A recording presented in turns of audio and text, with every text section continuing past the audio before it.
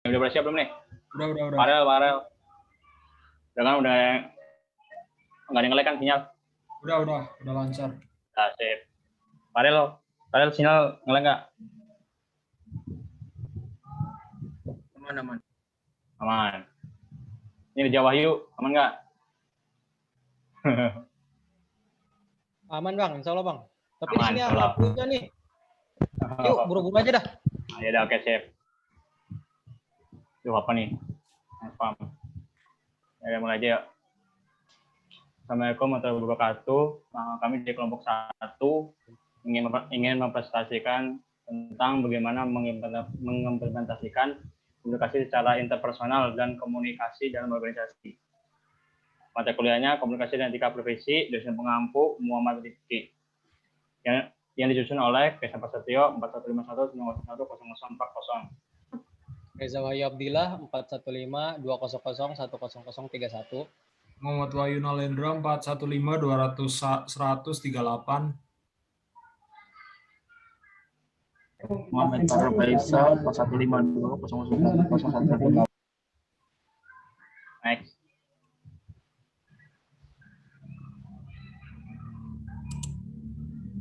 Kata pengantar, puji syukur kami panjatkan kehadirat Tuhan Yang Maha Esa karena atas berkat dan rahmat-Nya kami dapat menyelesaikan makalah yang berjudul bagaimana mengimplementasikan komunikasi secara interpersonal dan komunikasi dalam organisasi dengan tepat waktu. Dalam kesempatan ini tidak lupa kami ucapkan terima kasih yang sebesar-besarnya kepada teman-teman, kerabat, dan semua pihak yang telah memberikan bimbingan, arahan, dan bantuannya sehingga tugas makalah ini dapat terselesaikan. Adapun tujuan atas penyusunan makalah ini guna memenuhi salah satu tugas mata kuliah etika dan komunikasi profesi. Kami sangat menyadari bahwa makalah yang kami buat ini jauh dari kata sempurna. Oleh karena itu, kami mengharapkan saran dan kritikan dari semua kalangan yang bersifat membangun guna kesempurnaan makalah kami selanjutnya. Next. Ya, daftar isi. Next saja.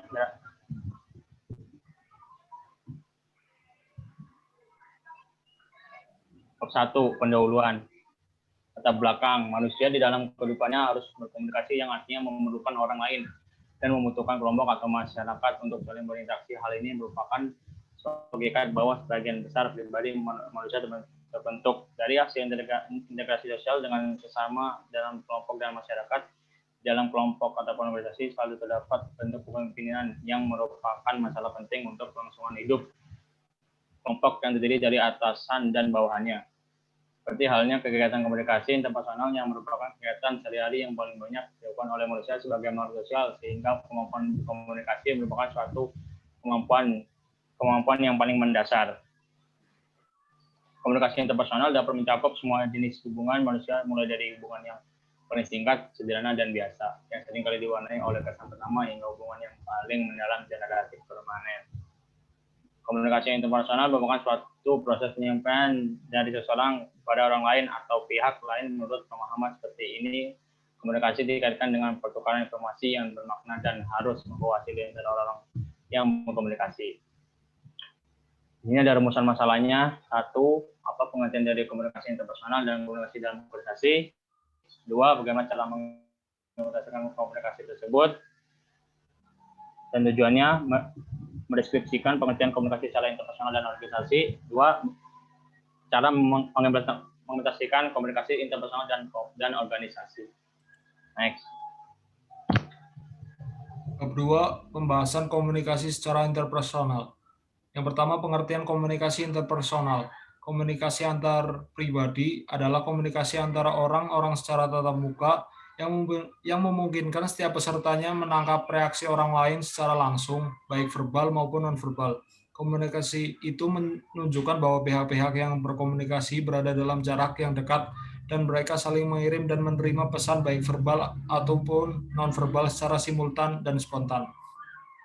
Selaras dengan itu, De Vito dalam Saudia 2013 menjelaskan komunikasi interpersonal sebagai pengiriman pesan-pesan dari seorang atau sekelompok orang dan diterima oleh orang lain dengan efek dan umpan balik yang langsung. Dengan demikian, komunikasi interpersonal terjadi secara aktif, bukan pasif. Komunikasi ini merupakan komunikasi timbal balik antara pengirim dan penerima pesan. Komunikasi interpersonal bukan sekedar serangkaian rangsangan tanggapan stimulus respon, akan tetapi serangkaian proses saling menerima dan penyampaian tanggapan yang telah diolah oleh masing-masing pihak. Komunikasi interpersonal juga berperan untuk saling mengubah dan mengembangkan, dan perubahan tersebut melalui interaksi dalam komunikasi. Pihak-pihak yang terlibat untuk memberi inspirasi, semangat, dan dorongan agar dapat merubah pikiran, perasaan, dan sikap sesuai dengan topik yang dikaji bersama.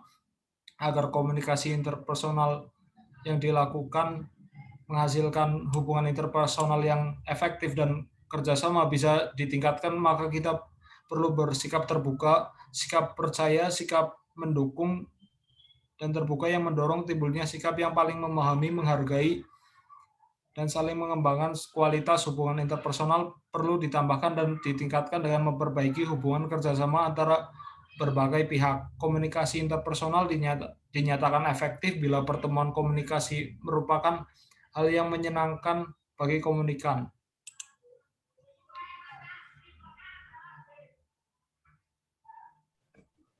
Next.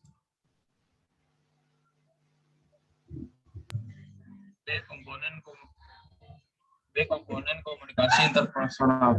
Komponen komunikasi interpersonal diidentifikasi dari dan dalam proses penyampaian dan penerimaan pesan dari seorang kepada orang lain. Atau sekelompok kecil orang dengan berbagai dampak dan peluang untuk memberikan umpan balik. Debitos 1997 P27 mengemukakan komponen-komponen tersebut terdiri dari 8 komponen yang perlu dicermati setiap komunikator, yaitu 1. Konteks atau lingkungan komunikasi. Konteks atau lingkungan merupakan suatu yang kompleks antara dimensi fisik, sosial, psikologis, dan dimensi temporal saling mempengaruhi satu sama lain.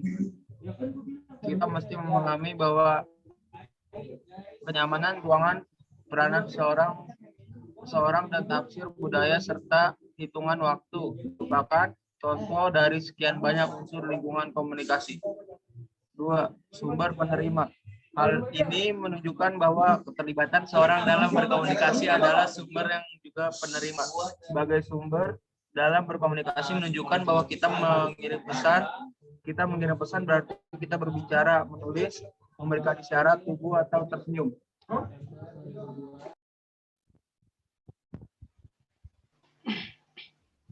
Next. 3.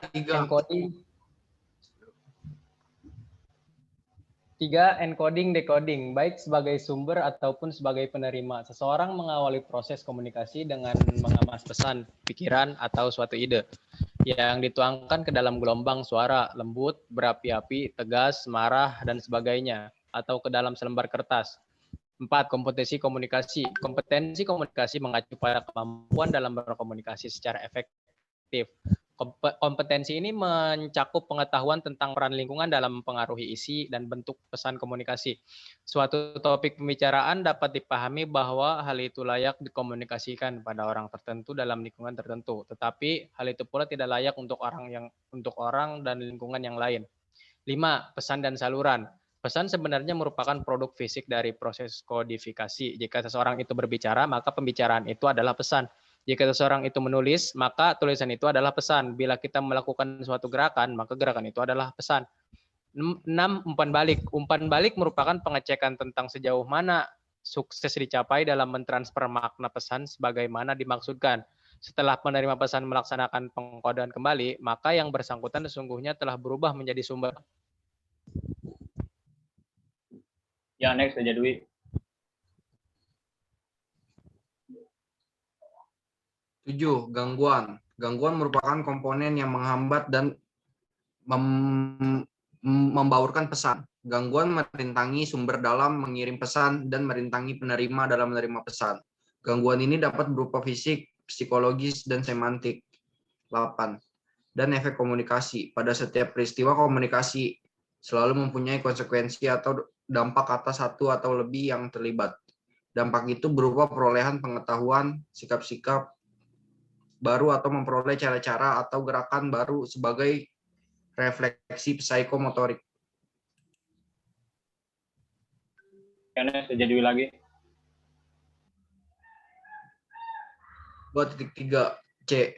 Tujuan komunikasi interpersonal. Komunikasi interpersonal dapat meningkatkan hubungan kemanusiaan di antara pihak-pihak yang berkomunikasi. Dalam hidup bermasyarakat, seseorang bisa memperoleh kemudahan dalam hidupnya karena memiliki pasangan hidup. Melalui komunikasi interpersonal juga dapat berusaha membina hubungan baik, sehingga menghindari dan mengatasi terjadinya konflik-konflik yang terjadi. Tujuan komunikasi interpersonal adalah sebagai berikut. 1. Menemukan diri sendiri.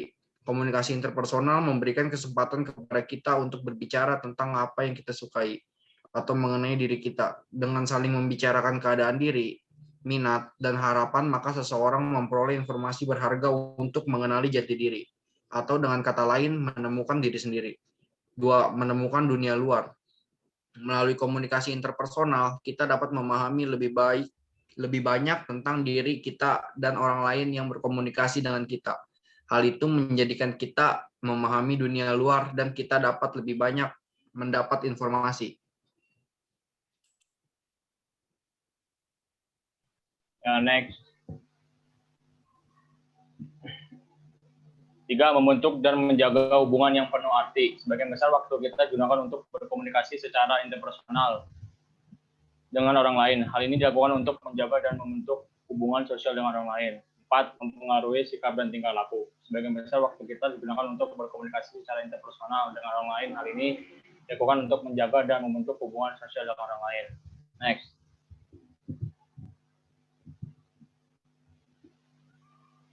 Fungsi komunikasi interpersonal.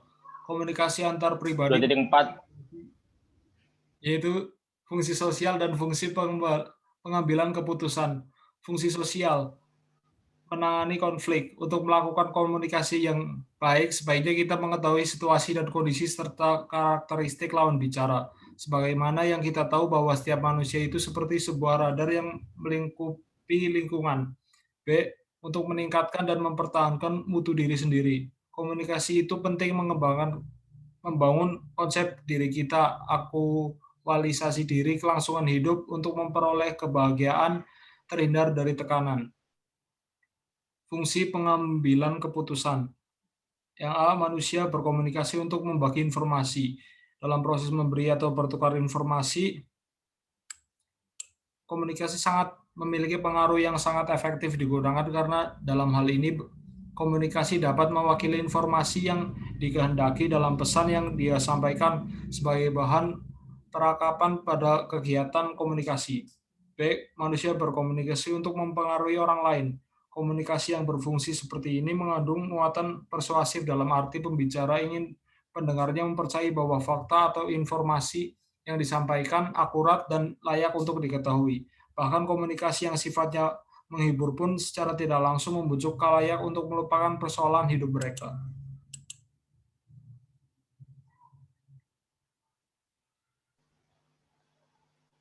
Next.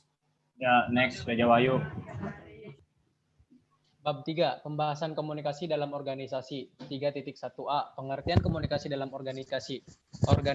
Komunikasi dalam organisasi sangat penting karena dengan adanya komunikasi, maka seseorang bisa berhubungan dengan orang lain dan saling bertukar pikiran yang bisa menambah wawasan seseorang dalam bekerja atau menjalani kehidupan sehari-hari.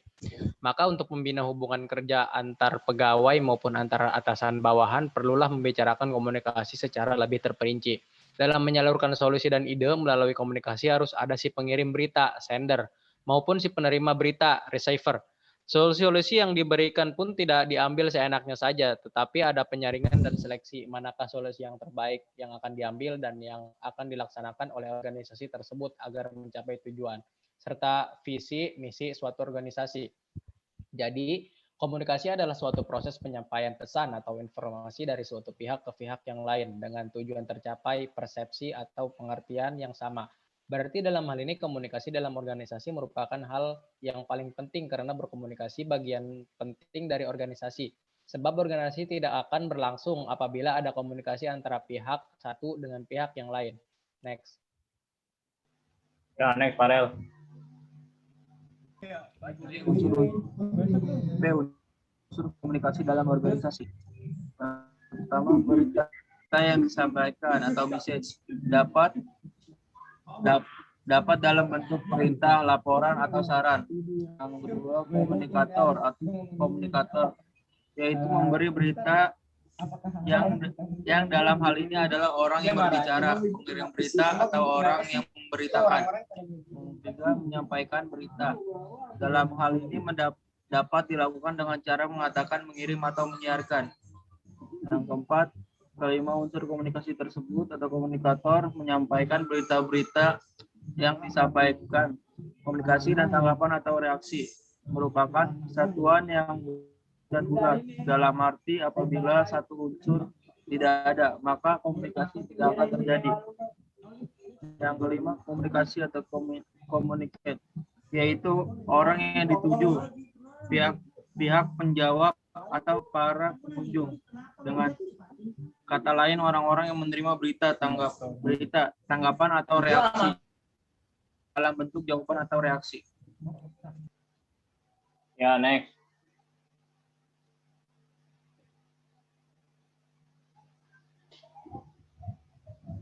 3.3 C. Hambatan-hambatan dalam komunikasi organisasi. Komunikasi adalah bagian dari informasi dalam membangun organisasi, tetapi komunikasi tidak efektif dengan adanya kekuatan-kekuatan dari luar yang menghambatnya. Berikut ini akan dibahas hambatan-hambatan terhadap komunikasi tersebut dengan dikelompokkan sebagai berikut. A. Hambatan-hambatan dalam komunikasi organisasi. Ada 3 hambatan organisasional, yaitu tingkat hierarki. Bila suatu organisasi tumbuh strukturnya berkembang atau menimbulkan berbagai masalah komunikasi karena berita harus melalui tingkatan tambahan yang memerlukan waktu lebih lama untuk mencapai tempat tujuan dan kecenderungan menjadi berkurang ketepatannya. Berita yang mengalir ke atas atau ke bawah tingkatan-tingkatan organisasi akan melalui beberapa filter dengan persepsi, motif, kebutuhan, dan hubungannya sendiri. Wewenang manajerial tanpa wewenang untuk membuat keputusan, tidak mungkin manajer dapat mencapai tujuan dengan efektif. Tapi di lain pihak, pada kenyataannya bahwa seseorang yang mengendalikan orang lain juga menimbulkan hambatan-hambatan terhadap komunikasi. Banyak atasan merasa bahwa mereka tidak dapat sepenuhnya menerima berbagai masalah, kondisi, atau hasil yang dapat membuat mereka tampak lemah. Baliknya, banyak bawahan menjadi situasi di dalam kedudukan yang tidak menguntungkan sebagai link antara atasan dan bawahan. Spesialisasi. Meskipun spesialisasi adalah prinsip dasar organisasi, tetapi juga menciptakan masalah-masalah komunikasi, di mana hal ini cenderung memisahkan orang-orang, bahkan bila mereka bekerja saling berdekatan. Perbedaan fungsi kepentingan dan istilah-istilah pekerjaan dapat membuat orang-orang merasa bahwa mereka hidup dalam dunia yang berbeda. Akibatnya dapat menghalangi perasaan masyarakat, membuat sulit memahami dan mendorong terjadinya kesalahan-kesalahan. Next, Rendra. Hambatan-hambatan antar pribadi.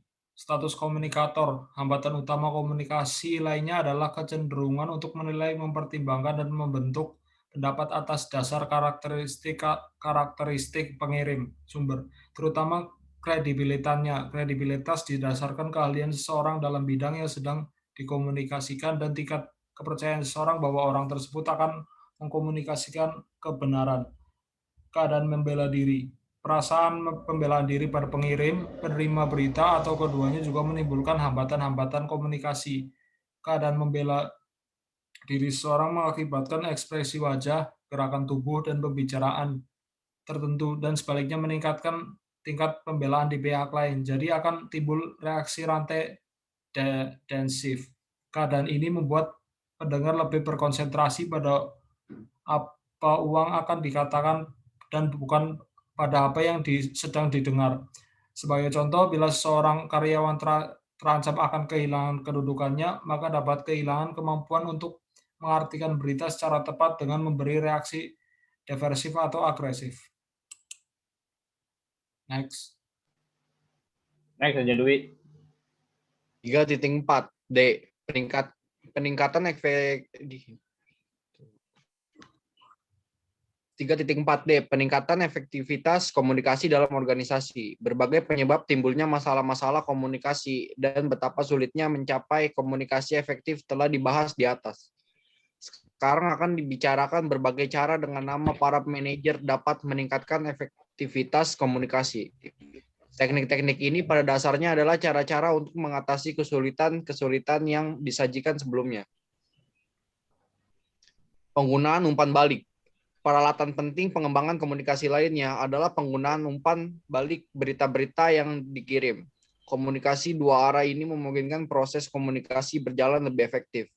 Para manajer dapat melakukan paling sedikit 2 hal untuk mendorong umpan balik dan menggunakannya secara efektif. Manajer dapat menciptakan lingkungan yang mendorong umpan balik dan mendapatkan umpan balik melalui kegiatan mereka sendiri. Kesadaran akan kebutuhan komunikasi efektif.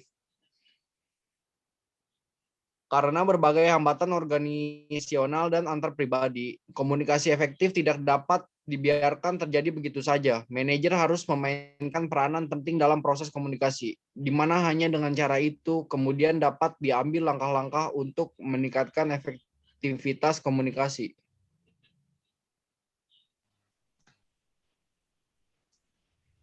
Pedoman komunikasi yang baik. American Management Association atau AMA telah menyusun sejumlah prinsip-prinsip komunikasi yang disebut The 10 Commandments of Good Communication atau 10 pedoman komunikasi yang baik. Pedoman-pedoman ini disusun untuk meningkatkan efektivitas komunikasi organisasi. Secara ringkas adalah sebagai berikut. 1. Cari kejelasan gagasan-gagasan terlebih dahulu sebelum dikomunikasikan. 2. Teliti tujuan sebenarnya setiap komunikasi. 3. Pertimbangkan keadaan fisik dan manusia keseluruhan kapan saja komunikasi akan dilakukan. 4. Konsultasikan dengan pihak-pihak lain bila perlu dalam perencanaan komunikasi.